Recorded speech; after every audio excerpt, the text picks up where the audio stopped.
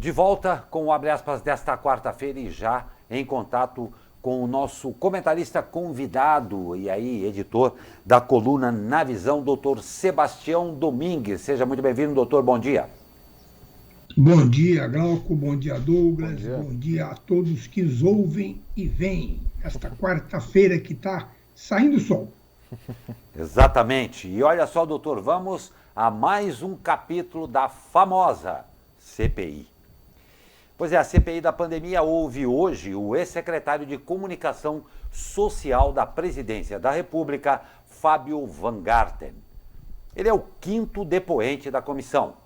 O ex-secretário foi incluído após entrevista à revista Veja, em que responsabilizou o Ministério da Saúde pela demora na compra das vacinas contra a Covid-19 da Pfizer. A apuração do analista de política da CNN, Caio Junqueira, é a de que, diferente de Eduardo Pazuello, Van Garten não terá assessoria jurídica da Advocacia Geral da União em seu depoimento. O ex-secretário deve ir à comissão acompanhado de um advogado pessoal. O diretor-presidente da Anvisa, Antônio Barra Torres, prestou depoimento ontem no Senado. Ele afirmou que declarações do presidente Jair Bolsonaro vão contra o que a Anvisa defende. Barra Torres confirmou que uma proposta de incluir por decreto a recomendação para a Covid-19 na bula da cloroquina foi apresentada ao presidente Bolsonaro no ano passado, como revelou na semana passada o ex-ministro da Saúde, Luiz Henrique Mandetta. Ele disse ter se manifestado prontamente contra a iniciativa, que não teria cabimento considerando as regras sobre medicamentos em vigor no país. Em relação à vacina russa Sputnik, ele reiterou que o processo de análise encontra-se parado na Anvisa para que a farmacêutica União Química, que representa o medicamento no Brasil, forneça as informações solicitadas. Pois é, doutor, o diretor da Anvisa, aí, Barra Torres, foi classificado pelos próprios senadores como sincerão aí no seu depoimento ontem na CPI da Covid, diferentemente, por exemplo, de outros depoentes, como foi o caso do ministro da Saúde, que estava tentando defender aí o Palácio do Planalto. Como é que o senhor viu esse depoimento e o que esperar de Fábio Van Garten hoje? A história começa a seguinte, né?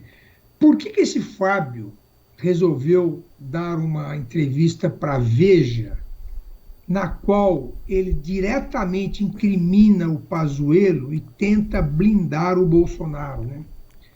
Que motivação ele teve para fazer isso? Será que ele foi orientado para fazer isso, para se começar a fazer uma montagem para tentar, como ele queria, como ele tentou, blindar o presidente e dizer que a culpa de tudo é do Pazuello? E aí vem aquela pergunta, e aquele famoso vídeo, né, onde o Pazuello diz o seguinte: é simples assim, um manda e o outro obedece. Quer dizer, se você responsabilizar o Pazuello por tudo de errado que aconteceu, ele já disse anteriormente que um manda, o outro obedece, que ele era pau-mandado do presidente da República. Então, de quem é a responsabilidade? De quem mandou ou de quem executou? Então, a coisa começa a ficar estranha por aí, né? Inclusive, o Planalto está muito preocupado com o depoimento do Pazuello, né? Eles não sabem o que fazer com esse depoimento do Pazuello, né?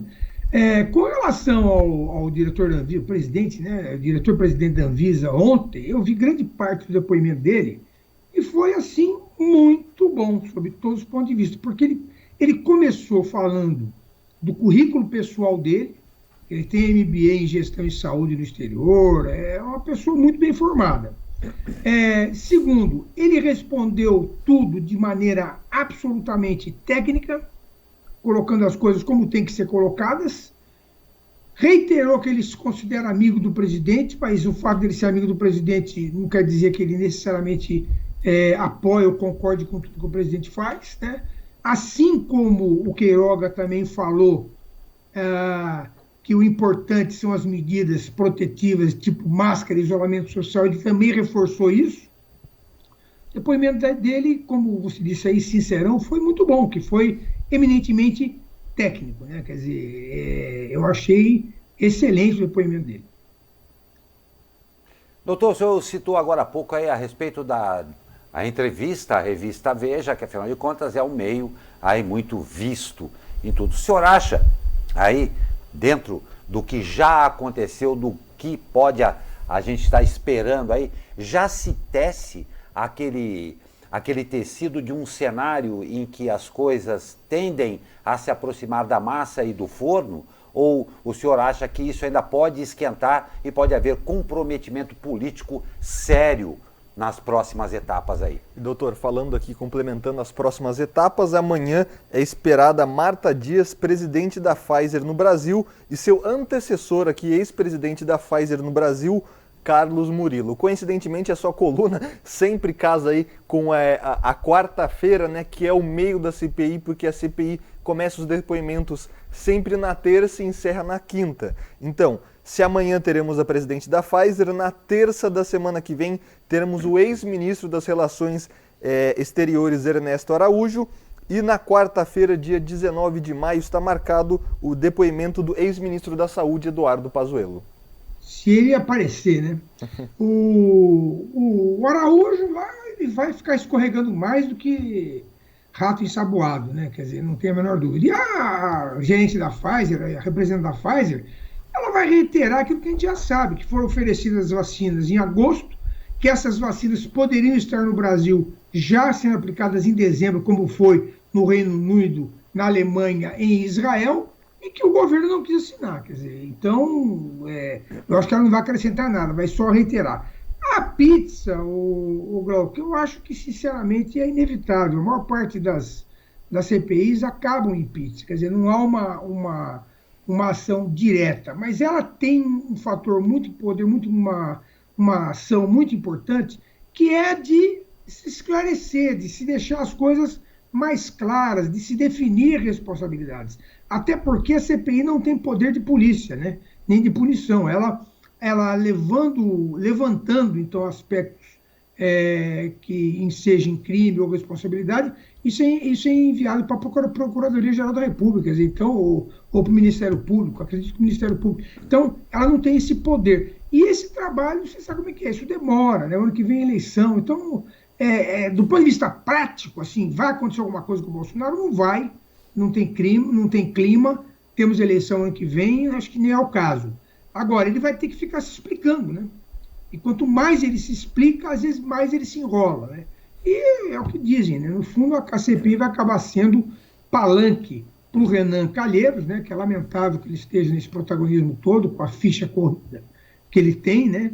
Ainda não julgado em vários processos, palanque para a oposição ao Bolsonaro. Quer dizer, no fundo, a CPI é isso, vai acabar virando palanque. Mas é importante porque os fatos acabam sendo discutidos. Enquanto isso, no Congresso americano, está se instalando uma CPI para se verificar realmente a questão da origem do vírus, do coronavírus, do SARS-CoV-19, né? Porque parece que realmente ele é um vírus criado em laboratório. E há uma discussão grande nos Estados Unidos, inclusive a matéria que eu andei lendo fala que a mídia brasileira não toca nesse assunto, mas isso está fervendo hoje nos Estados Unidos. Vamos ver como é que vai andar. Pois é. Como eu falei agora há pouco com relação ao Hospital de Caraguatatuba, vamos esperar aí que esta pandemia, a despeito de toda a tristeza que ela trouxe a todo o planeta, que a gente saia disso aqui com alguns aprendizados que nos elevem um pouco mais. Vamos esperar. Dizem que a gente aprende na dor ou no amor, né? Pois vai é, ser doutor. Na dor dessa vez. Para o momento, temos que aguardar.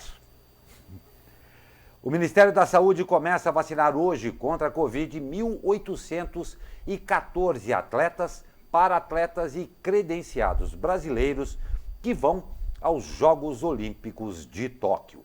A Pfizer e a Sinovac, fabricante da Coronavac, doaram 12.050 doses com esta finalidade. De acordo com o chefe da pasta, Marcelo Queiroga, o Plano Nacional de Imunização não será prejudicado.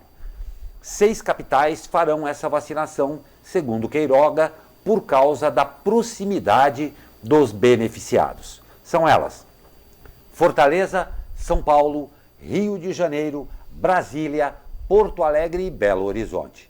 Além dos atletas e dos para-atletas, os credenciados, no caso jornalistas, comissão de arbitragem, antidoping e outros também serão vacinados. Boa notícia também, né? E vale frisar que, segundo aí o Comitê Olímpico Brasileiro, para cada um atleta vacinado, 2 doses são doadas aí ao Ministério da Saúde. Será que essa tal Olimpíada, que está aí há cerca de 75 dias, vai acontecer, doutor?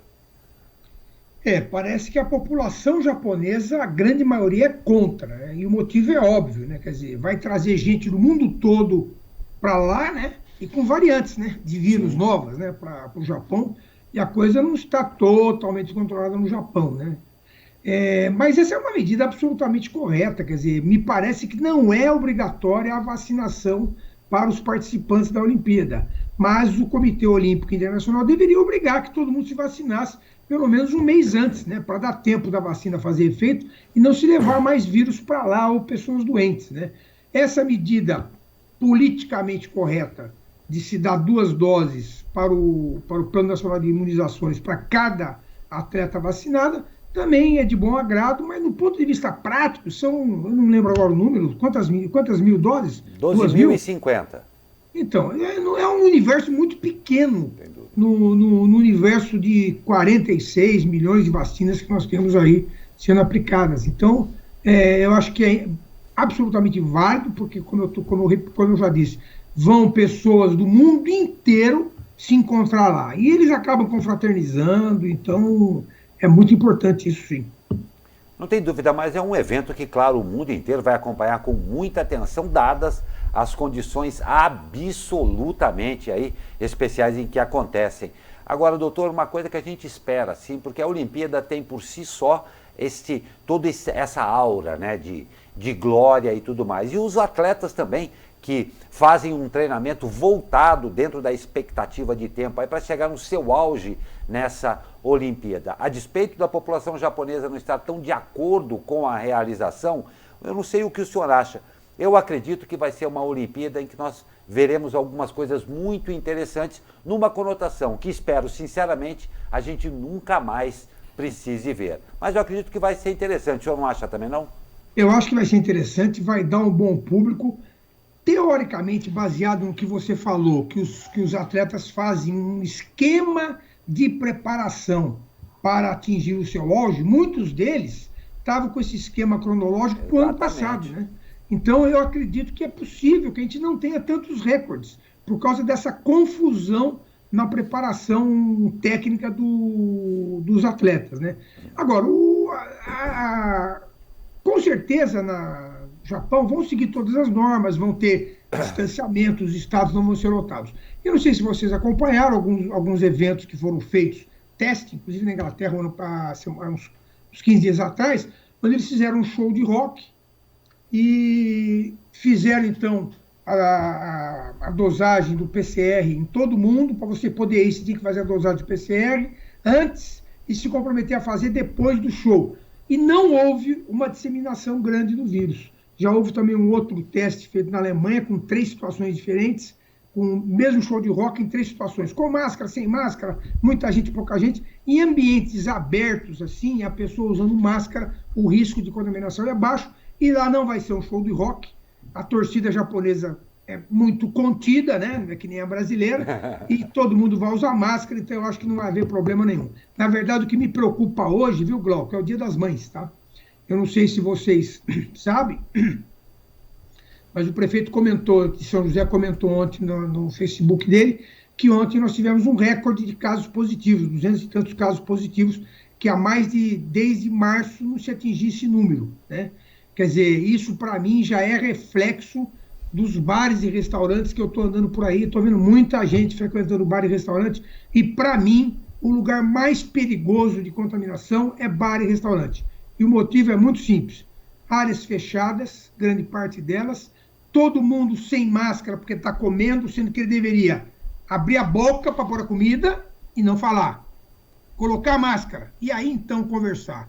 mais a cervejinha do lado, as pessoas se exaltam, falam alto, abrem muito a boca, é gotícula para tudo quanto é lado. Então, para mim, não existe pior lugar, ou melhor lugar de transmissão, né? Quer dizer, o lugar onde mais se transmite coronavírus, eu não tenho dúvida que é dentro de casa, bebendo, conversando em festa, ou dentro de um restaurante, bebendo, conversando, porque as pessoas ficam sem máscara o tempo todo e falando exaltadamente, como eu, aliás, costumo fazer também aqui. Mas é isso aí, doutor, realmente é sempre muito preocupante mesmo. Mas a gente vamos caminhando. Nós agradecemos demais aí a sua presença em mais essa quarta-feira. Mas eu queria fazer uma finalização diferente hoje aqui. Fique à vontade, hoje é doutor. o dia 12 de maio, dia em que nasceu a Florence Nightingale, que foi uma mulher dos anos 1900, 1880, por aí, que resolveu se rebelar contra o fato das mulheres não terem atividade extra-casa, extra-domicílio, e resolveu ser enfermeira. Em homenagem a ela, o dia 12 de maio é então considerado o dia da enfermagem, né? E eu queria aqui contar uma historinha. Eu vi uma reportagem no Fantástico no domingo, não sei se todo mundo viu, que me tocou muito. Conta a história da Rosângela. A Rosângela é uma enfermeira, ela é enfermeira há 19 anos, que no começo do ano passado começou a trabalhar na UTI de Covid do Emílio Ribas. O Emílio Ribas, para quem não sabe, é o hospital estadual de referência de doenças infecciosas. Então, todo surto infeccioso, toda doença infecciosa começa a se agrupar lá. E ela disse textualmente o seguinte, ela falou, cada vez que eu entro num leito e avalio, examino ou trato de um paciente, eu estou tendo o risco de me contrair com a Covid-19. E ela mora com a mãe, idosa, e com um filho na idade aí de 8, 9 anos de idade. Então, ela teve que chegar para o filho dela de 8, 9 anos de idade e falar, olha, meu filho, você sabe que eu sou enfermeira e eu tenho que atender as pessoas e a partir de agora eu não vou poder mais beijar você, não vou poder mais abraçar você, nós não vamos poder dormir juntos, nós vamos ter que manter um distanciamento entre nós dois. A mãe dela, que já perdeu um filho, virou para ela e disse o seguinte, mas, Rosângela, você tem um filho para criar. Você não pode se expor dessa forma a essa doença. No que ela respondeu, mãe, se eu que fui preparada e treinada para não atender essas pessoas, quem é que vai atendê-las? Eu tenho que continuar atendendo essas pessoas. É a minha profissão, foi para isso que eu me formei e para isso que eu fui treinada. Mas o pior, acho que veio depois. Ela trabalhava no período noturno e durante o dia ela dormia. Aí um dia ela estava dormindo, quando acordou com o filho dela, até me emociono de falar isso, com o filho dela, abraçado nas costas dela e beijando o pescoço dela, coisa que eles habitualmente faziam. E qual foi a reação dela? Apavoramento total com essa situação. E a partir desse dia, ela levou o travesseiro e o cobertor dela para o carro e ela passou a dormir no carro dela para evitar que o filho dela a abraçasse. E isso durou aproximadamente 3 meses, ela dormindo no estacionamento, de dia, né, que é pior ainda, até que ela acabou contraindo a Covid, fez isolamento e tal, e em seguida ela fez parte do plano de vacinação do Butantan.